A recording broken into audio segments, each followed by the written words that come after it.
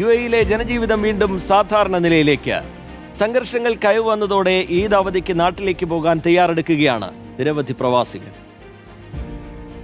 സംഘർഷ സാഹചര്യങ്ങൾ കയവ് വന്നതോടെയാണ് UAE-യിലെ ജനജീവിതം വീണ്ടും സാധാരണ നിലയിലേക്ക് എത്തിയത്. ഇറാൻ-US വെടിനിർത്തൽ പ്രാബല്യത്തിൽ വന്നതോടെ വ്യോമയാന മേഖലയും കൂടുതൽ സജീവമാവുകയാണ്. വെടിനിർത്തൽ കരാർ തുടരുമെന്നും മേഖലയിൽ സ്ഥിരമായ സമാധാനം പുനഃസ്ഥാപിക്കുമെന്നുമാണ് പ്രവാസികൾ ഉൾപ്പെടെയുള്ളവർ പ്രതീക്ഷിക്കുന്നത്. അങ്ങനെയെങ്കിൽ വരും മാസങ്ങളിൽ യാത്രക്കാരുടെ എണ്ണത്തിൽ വലിയ വർധനയുണ്ടാകുമെന്നും വിലയിരുത്തുന്നു.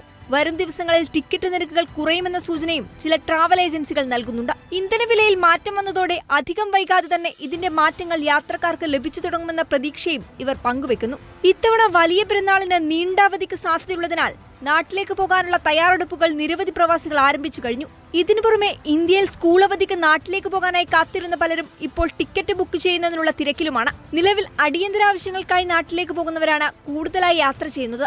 സാഹചര്യം പൂർണ്ണമായി മാറുന്നതോടെ വിനോദസഞ്ചാരത്തിനും ബിസിനസ് ആവശ്യങ്ങൾക്കുമായി പോകുന്നവരുടെ എണ്ണം വർദ്ധിക്കുമെന്നും ട്രാവൽ ഏജൻസികൾ വ്യക്തമാക്കുന്നു.